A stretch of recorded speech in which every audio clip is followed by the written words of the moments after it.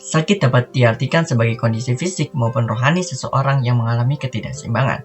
Ini terjadi karena adanya kerusakan pada organ tubuh, tekanan psikologis, bahkan adanya kekuatan dari makhluk gaib.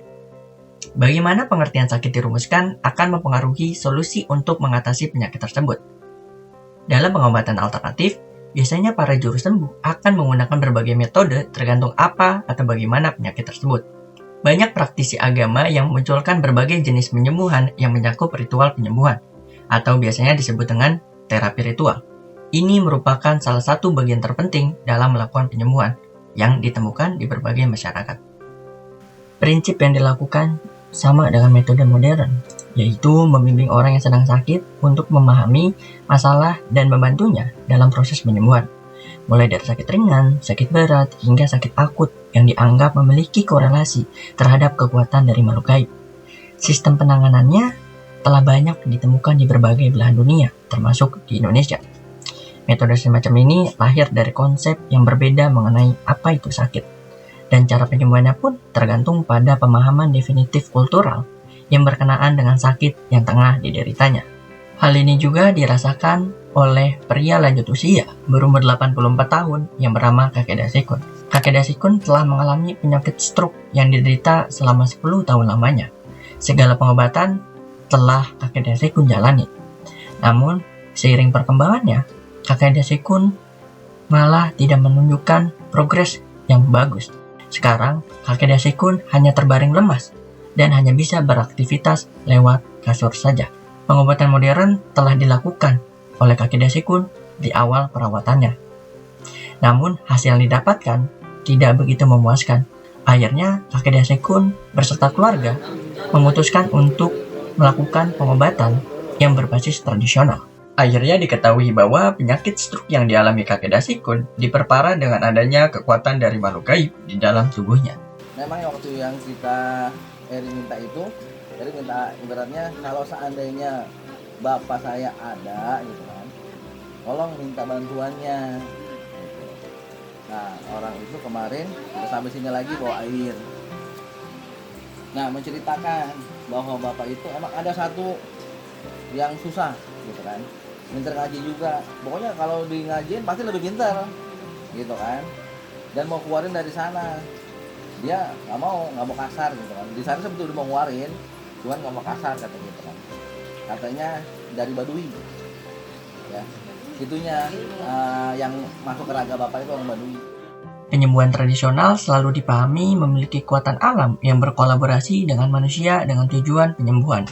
Dalam pandangan ini, terdapat kekuatan ilahi yang tidak terlihat yang bisa memberi pengaruh terhadap situasi sehat dan sakit seseorang secara berkelanjutan.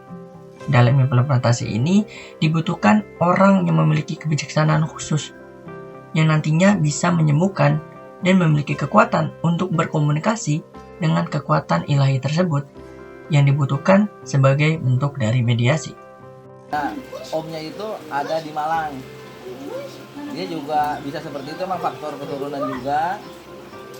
Nah, cerita dia katanya suka ngambilin benda-benda asing yang ditanam kan, baik langsung maupun tidak langsung ya. Jadi ada sebagian susu. Nah, makanya wibawa bapak, omongan dengar bawah mungkin itu pengaruh dari susunya udah banyak, dan itu susah katanya, udah masuk ke darah ibaratnya seperti itu. Nah, makanya dititip ini air jam-jam ya kan. Jadi udah ada kapsulannya, tapi nanti kalau kita kumpul tolong dibacain lagi Al-Fatihah 7 kali. Ya, yang mudah-mudahan aja dengan media ini yang ada di raga bapak tuh keluar pelan-pelan. Media telah memainkan peran dalam praktik media agama yang lebih luas, yang menghubungkan antara manusia dengan yang ilahi, spiritual, atau transendental. Transendental ini merupakan pemikiran yang mempelajari sifat Tuhan yang dianggap begitu jauh, berjarak, dan mustahil dipahami manusia.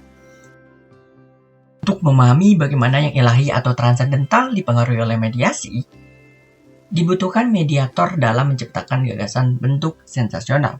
Bentuk sensasional merupakan cara untuk meminta akses atau mengatur akses ke transendental.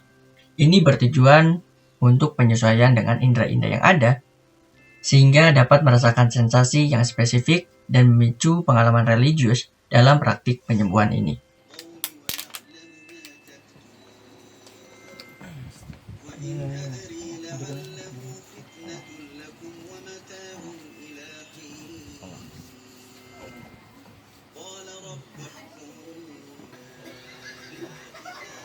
Rasanya gimana, Bah?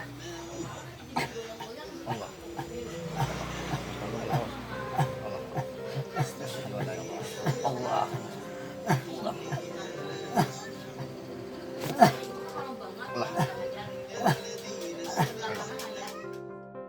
Penggunaan air zam-zam yang telah dibacakan doa dan salawat ini bertujuan menginduksi suasana trans tertentu yang dijadikan sarana pertemuan luar biasa dalam menghadirkan kekuatan ilahi yang akan dialami.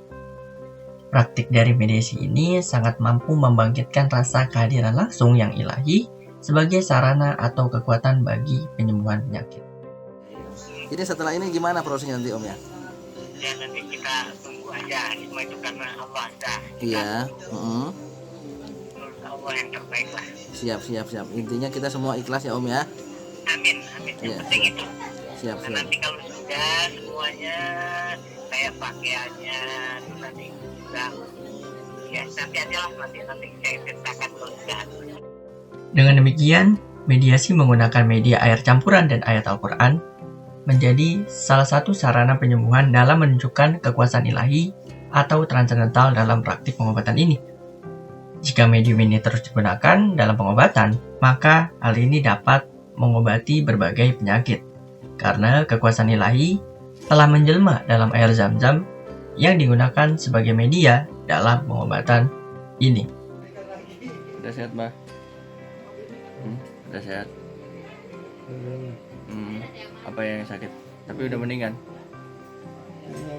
Oh, tapi udah mendingan sekarang? Oh, alhamdulillah. Udah masih berat nggak ini? Masih. Tapi ngomongnya udah lancar kan sekarang ya?